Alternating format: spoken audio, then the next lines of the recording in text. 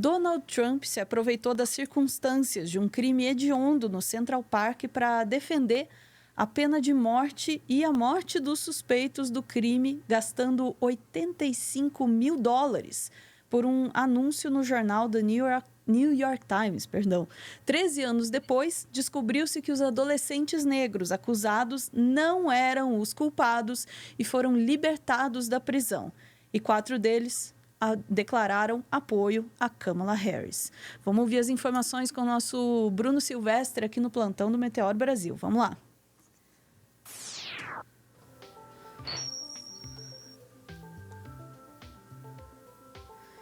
Bruno, é essa história? É exatamente isso. É um tema delicado, sério, e é por isso que a gente tem que tratar, né, dessa seriedade e mostrar para o público, né, como é importante você debater assuntos sérios com a gravidade que eles merecem, com a seriedade que eles merecem. E nesse caso, o que a gente tem?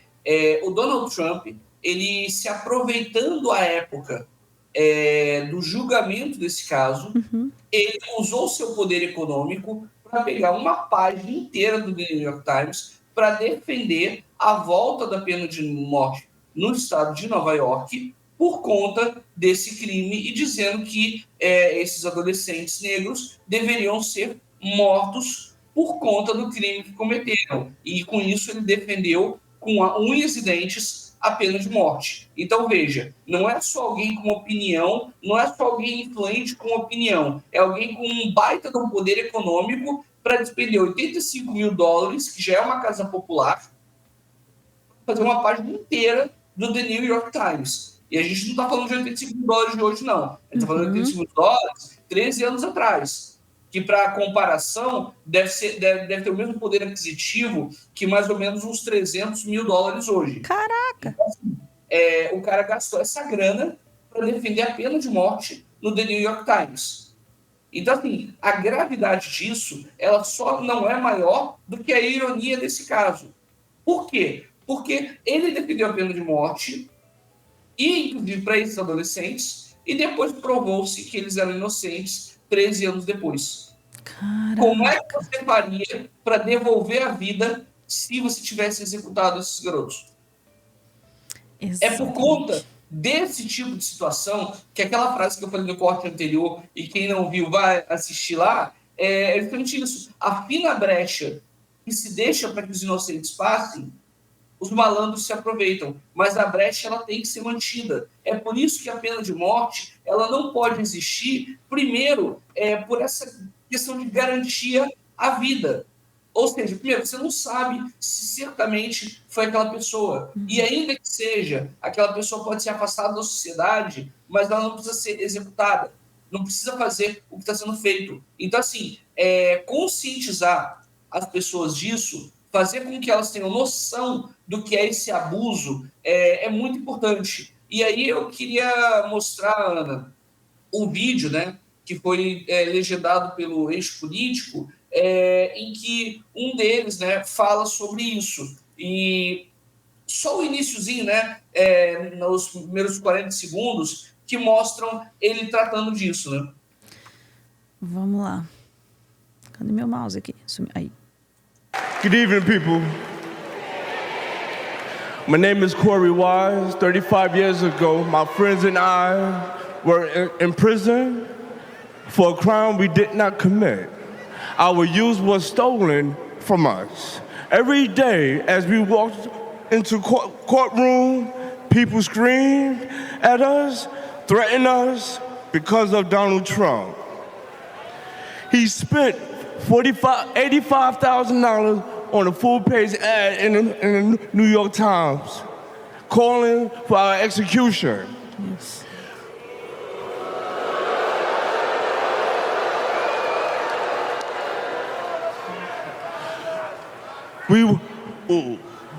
We were innocent kids, but we served a total of 41 years in prison.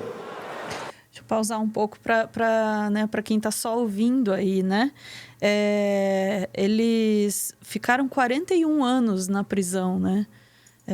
por um crime que não cometeram.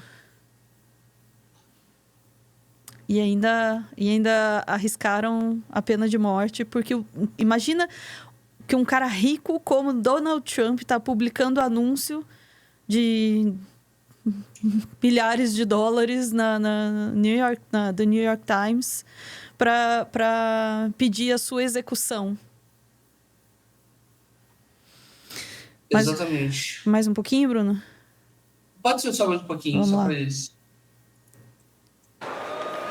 Reverend Al Sharpton stood with us. Now, I'm proud to stand with him today.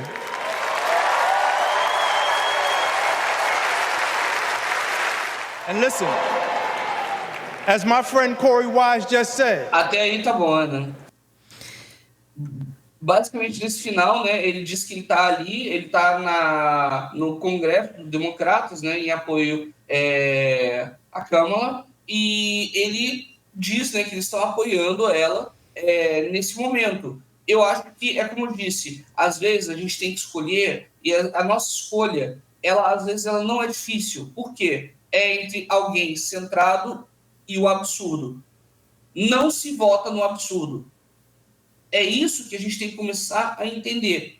Quando a gente passar desse filtro do absurdo, as coisas vão ser mais facilitadas para a gente como sociedade. É por isso que Donald Trump ser eleito é um prejuízo para toda a sociedade mundial. Não é só os estadunidenses que vão perder com isso. O mundo inteiro vai perder com a eleição de uma pessoa que não pensa na sociedade e que nem se desculpou e nem lamentou o seu erro dessa primeira página do The New York Times. Então, isso é um grave problema. E aí, o que a gente tem no nosso país, que a gente pode trazer para cá, é isso. Enquanto tiver um Pablo Marçal que sobe nas pesquisas com essa agressividade, com essa atitude, é isso que a gente vai ter para a gente. E aí, o que eu posso recomendar a todos quer saber como é que você vota? Quando é um cargo que você tem que escolher entre as pessoas que estão ali, ou seja, um vai ganhar o poder diretivo, que normalmente é o poder executivo, e esse ano é para prefeito. Se você tiver uma gama de opções, beleza, você tira as que são absurdas e pega algum que tem uma profissão semelhante à sua. Lembrando que professor precisa ser valorizado. Para mim, professor já ganha mais um em qualquer coisa por ser professor, e é uma obrigação nossa valorizar o professor. Então, já começa por aí. A segunda coisa é a seguinte, você vê qual é o partido que você se aproxima, aquele que te interessa. E a partir daí você vai. Quando as coisas vão para o segundo turno, infelizmente, isso também é uma crítica, faltam políticos melhores. Aqui no Rio de Janeiro eu fui obrigado a escolher entre Eduardo Paes e Marcelo Crivella. A mulher tinha me perguntado depois que eu digitei lá na urna, ela perguntou, você precisa de álcool? Com certeza. Depois que eu digitei essa urna, não tenho dúvida que eu preciso de muito álcool. E realmente, e aquele negócio, a decisão não foi difícil. Eu tive que votar no Eduardo Paes, que é um cara que eu estou processando, pelo menos passagem de ônibus, mas tive que votar nele, porque era ou ele ou Crivella. Então, às vezes, a gente tem que tomar essas decisões porque elas são óbvias. Não se vota no absurdo. É assim que a gente começa. Se a gente quer pessoas melhores, vamos correr atrás, vamos lutar e vamos fazer com que o legislativo, pelo menos a parte dos vereadores, tenham bons vereadores. Você escolhe um partido e dentro desse partido você escolhe alguém ali dentro, porque não dá para ir pela pessoa. A minha primeira eleição, que eu tinha acho que era 16 anos, eu votei num cara que era lá do meu bairro, mas esse cara era de um partido que queria avacalhar com a cidade. Não adianta você votar num cara legal que está num partido que quer avacalhar a cidade, porque o partido é que manda. Vamos começar assim. Então, por conta disso, a minha recomendação para todo mundo vai votar?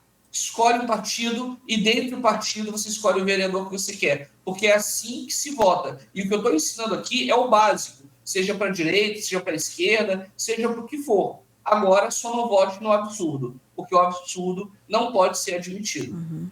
eu quero aproveitar e reforçar um ponto que você fez aí, Bruno. Muitas vezes a gente não consegue entender a conexão, né, entre a política e as nossas vidas no dia a dia. E aí, tinha alguém no chat que estava dizendo assim, mas quem condenou eles foi a justiça, não foi o Trump.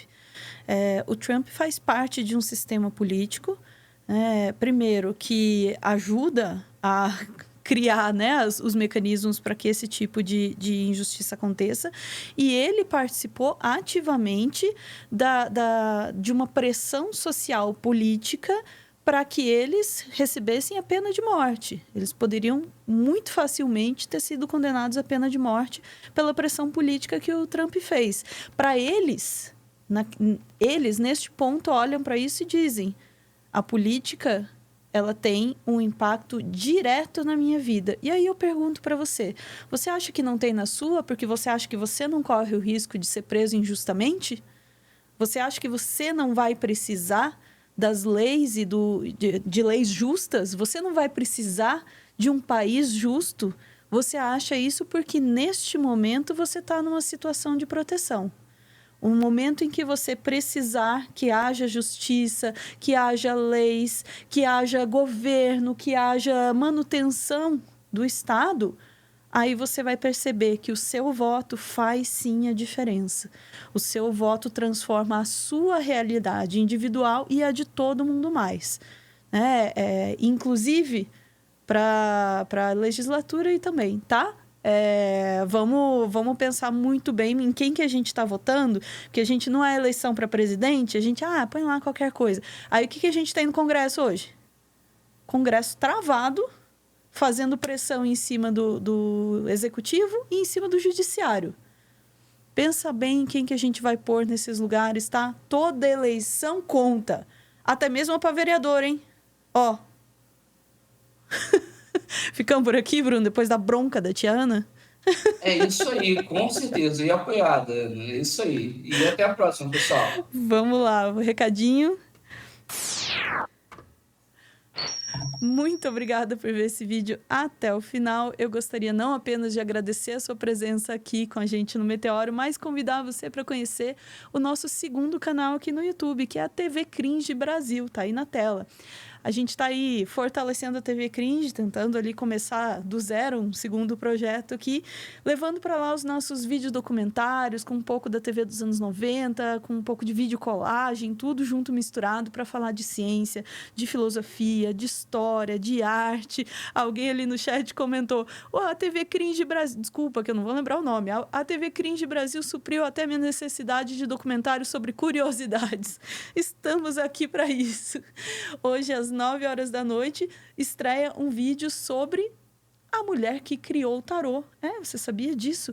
Durante muito tempo, a gente acostumou a acreditar o tarô para o homem que encomendou as ilustrações, mas a gente fala pouquíssimo sobre a Pamela Colman Smith, que é uma artista fantástica que merece ser percebida pela sua contribuição para a história e para a história da arte especificamente. Então, a gente faz esse resgate histórico da Pamela e revela um dos personagens mais interessantes da história da arte hoje, às 9 horas da noite, imperdível para quem gosta de arte, para quem gosta de história e para quem gosta de tarô. Vamos lá, 9 horas da noite. Você pode assistir lá, mas só se você quiser, hein? Beijos.